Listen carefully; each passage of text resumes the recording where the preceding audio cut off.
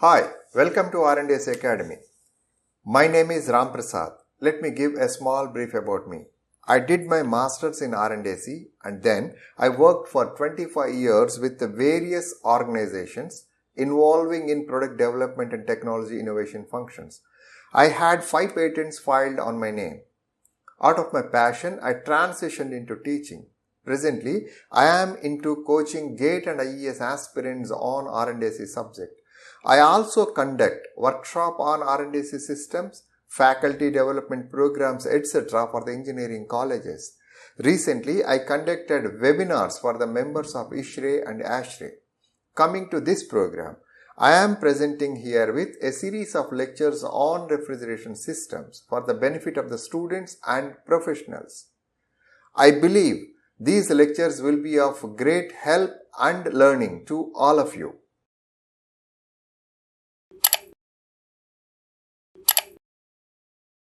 This is the 10th and the last lecture in the series of lectures on refrigeration systems. In this lecture, we will discuss both gas refrigeration system and steam jet refrigeration system. Let me start with gas refrigeration system with a small introduction. What is the difference between gas and vapor? Gas is the gaseous phase of a fluid that exists above the critical point. Vapor is also the gaseous phase of the fluid, but it exists below the critical point. What is the significance of these two in this discussion? The gas doesn't have a distinct phase change phenomena. What does it mean?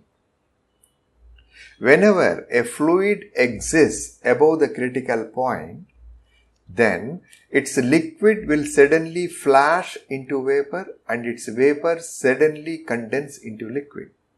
That's the meaning of not having a distinct phase change phenomena. However, the vapor exists below the critical point and hence it follows a distinct phase change phenomena. What does it mean? It means that the transition of liquid boiling into vapor or the vapor condensing into liquid does not happen suddenly. It follows latent heat transfer process and the saturation dome is actually the resultant of this phenomena. In VCR cycle, latent heat transfer happens during heat rejection and heat absorption processes.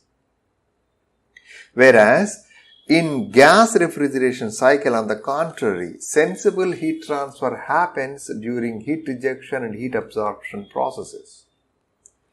Let us now look at the processes followed in VCR cycle as well as in gas refrigeration cycles.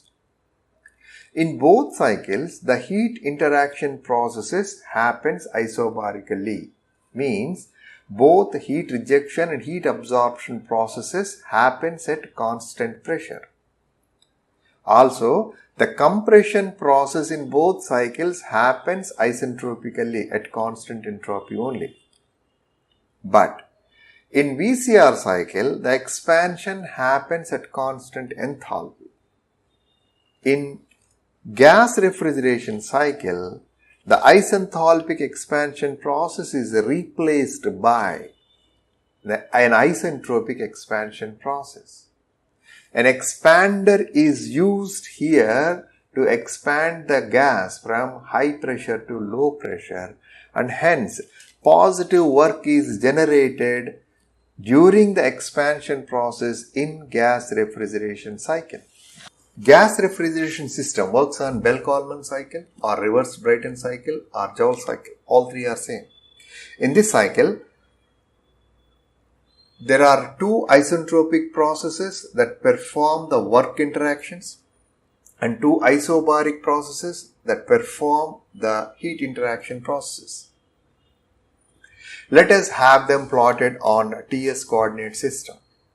We have two constant pressure lines, one at P1, another one is P2. And we have two isentropic lines.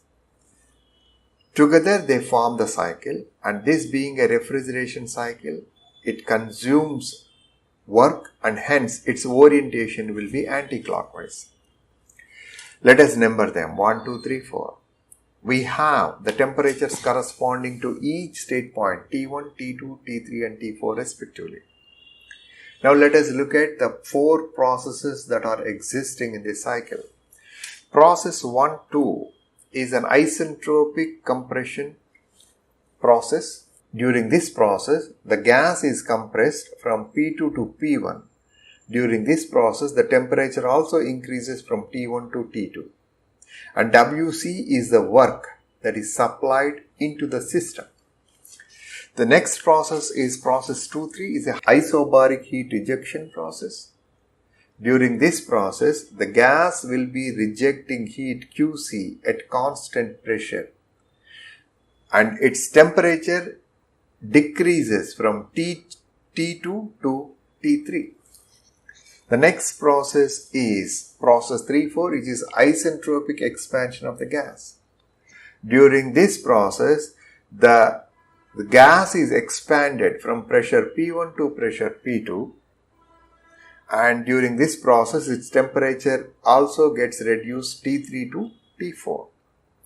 During expansion process, the gas refrigeration cycle produces WE amount of work. The fourth process is process 4-1. It is an isobaric heat absorption process, and during this process, refrigeration effect is produced. The gas will be absorbing heat QR from the refrigerated space at constant pressure P2. During this process, the temperature of the gas increases from T4 to T1.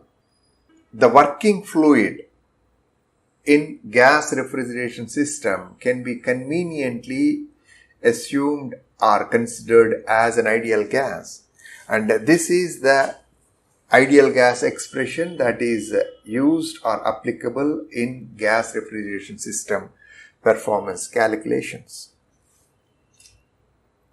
The next is very important, that is the temperatures must be in Kelvin scale only in this expression. Next in performance calculations, we have WC is equal to Cp delta T, WE is equal to Cp delta T. Process 1 to 2 is a compression process, so WC is equal to Cp into T2 minus T1. The same is for WE. However, the net work input to be given to the cycle W is equal to WC minus WE. Similarly, the heat rejected and heat absorbed also expressed in Cp delta T format, and all these 4 expressions are having kilojoules per kg as the unit. Then finally the COP, expression for COP, QR by W, and it can be expressed in using these 3 expressions. So the COP of gas refrigeration cycle is a function of the pressure ratio only, P1 by P2 only. The lower the value of the pressure ratio, the higher will be the COP of gas refrigeration cycle. Let us now look at the most significant application for gas refrigeration cycle, namely aircraft air conditioning. In this application, air is used as the working fluid and hence it is called air cycle refrigeration also. Let me start the discussion from the aircraft itself. We all know that the jet propulsion engines are fixed to the wings of the aircraft. And this is the cross-sectional view of the jet engine, and this is the propeller fan. Let us now look at the various activities that are performed in a jet engine. The propeller fan takes in the ambient air which enters into the compressor, where the air gets compressed to a very high pressures in multi-stages. The compressed air then enters into a combustion chamber where the fuel is fired. The flue gases from the combustion chamber enters into the turbine, and produces work energy which is used to rotate the propeller fan. This is a very high level summary on how a jet engine works, but in reality it has highly complex systems installed in it which is out of the scope for this discussion. However, we are interested in bleeding a very small percentage of compressed air from the compressor of the jet engine in order to use it for aircraft air conditioning. Let us first plot the compressed air on a TS diagram. The compressed air at state 2 with pressure P1 and temperature T2. One of the most significant design requirements with aircraft is to reduce the weight. So with this choice, we could eliminate the requirement for a separate compressor altogether. The compressed air then enters into a heat exchanger which is cooled by the ambient air, which uses ambient air as the cooling medium. As the aircraft flies at high altitudes, ambient air will be at very low temperature. Therefore, we are getting the quality cooling medium free of cost. After the heat exchanger, the air attains state 3 and let us plot it on TS diagram. In the heat exchanger, the temperature of the air reduces from T2 to T3 while the pressure remains unchanged at P1. Air at state 3 now enters into the expander and gets expanded to state point 4. Let us plot the state point 4 on TS diagram. Temperature of the air is reduced from T3 to T4 and pressure is reduced from P1 to P2. In this process, the expander produces mechanical work and it is used to run a fan which sucks in the ambient air and delivers onto the heat exchanger. The air at state point 4 will now be delivered directly into the cabin which is maintained at pressure P2. And this process of delivering the conditioned air directly into the cabin gives us the following advantages. The requirement for a heat exchanger in the cabin is eliminated because we are directly delivering the conditioned air into the cabin. The next, we are supplying the ambient air after conditioning it. Hence, it takes care of the oxygen requirements of the cabin and pushes the stale air out. As the aircraft is flying at high altitude, the atmospheric pressure will be very low. Using this conditioned air, we can pressurize the cabin and maintain at a pressure which is comfortable to the human beings. These are the distinct advantages with the gas refrigeration cycle adopted for aircraft air conditioning. With this, we have completed the gas refrigeration system. Let us now discuss about the steam jet refrigeration system. So let me start with the principle with which steam jet refrigeration system works. Here is a nozzle. The function of the nozzle is to convert the pressure energy into velocity energy. So if we are supplying high pressure steam to the nozzle, what we will be getting is high velocity water vapor coming out of it. In this process, we will be getting eddies or low pressure zones in this area. And if we are putting this whole setup into a pipe, then we will have the ambient air entering into it like this, as the location of the low pressure zone is unchanged. If I am changing this setup like this, then the ambient air will be entering like this. And finally, if I am attaching an insulated water container to this setup, then the water inside the container will be exposed to the low pressure zones. That means the pressure acting on the water surface and hence its boiling point will be reduced. Suppose if the container is maintained at pressure point 011 bar, then the corresponding boiling point for the water would be 8 degrees centigrade. Therefore, if the container is maintained at point 011 bar, the water vapor coming out of the container will be at 8 degrees centigrade. That's interpretation. We all know that when the water is evaporating, we need to supply latent heat of vaporization. And the magnitude of latent heat of vaporization depends on the temperature at which the boiling is happening. Corresponding to the boiling point of 8 degrees centigrade, the latent heat of vaporization of 2483 kilojoules is needed for every kg of water that is getting evaporated. But we are using an insulated container here and hence we cannot supply this heat from outside. Then where from this evaporating water is getting the heat of vaporization from?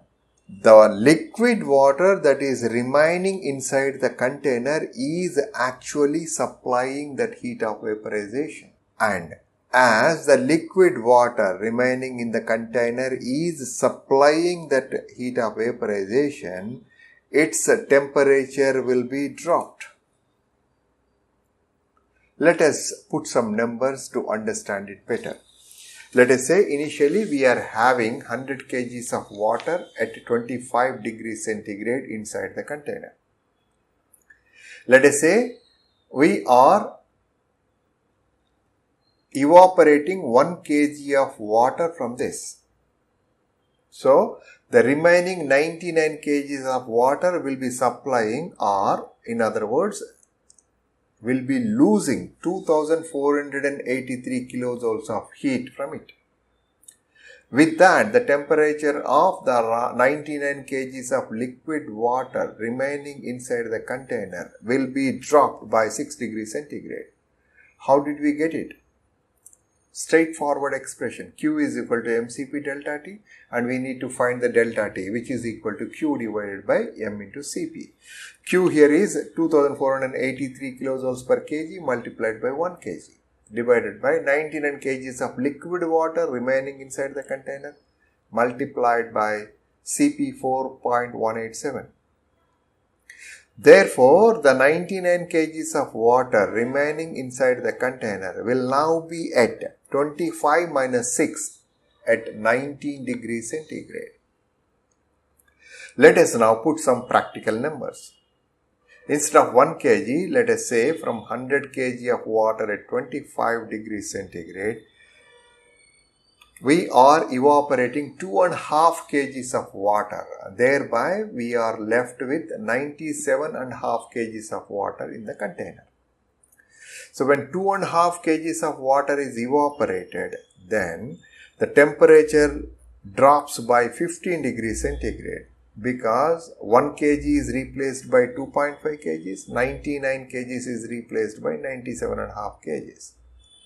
With this, the 97 kgs of water remaining inside the container will be at a temperature of 10 degrees centigrade, which is 25 minus 15. Water at 10 degrees centigrade is chilled water. And this chilled water will now be supplied to the air conditioning plant, where this chilled water absorbs heat from the conditioned space, becomes warm and gets back to the container. As we are continuously evaporating water to produce a refrigeration effect, we need to replenish this tank with fresh water. This is the principle with which steam jet refrigeration system works. Let us now look at the steam jet refrigeration system. As discussed in the previous slide, we will have a chilled water tank which will be supplying chilled water to the AC plant, and we also have an arrangement for supplying makeup water. The ejector will be supplied with motive vapor. What is motive vapor? It is nothing but the steam at a high pressure pH. And what is the source for motive vapor? The boiler. Boiler supplies the motive vapor to the ejector. What will happen in the ejector? The pressure energy of the motive vapor will be converted into velocity energy, and then we'll have some of the water vapor from the chilled water tank also get mixed with it, and together will be coming out at pressure PL from the ejector. This water vapor at pressure PL, low pressure PL, will now be entering into the condenser, where it will be rejecting heat to the surrounding medium and becomes liquid water at pressure PL. Fluid pump will be increasing the pressure of the liquid water from PL to pH and then supplies into the boiler. And this completes the cycle. With this lecture and also this series of lectures on refrigeration system is completed. In case you have any questions, doubts, etc., please feel free to contact me. I believe these lectures must have added value to your understanding on this subject. I thank you very much for your interest. After this, the lecture series on psychrometry will be started. See you then. Thank you very much.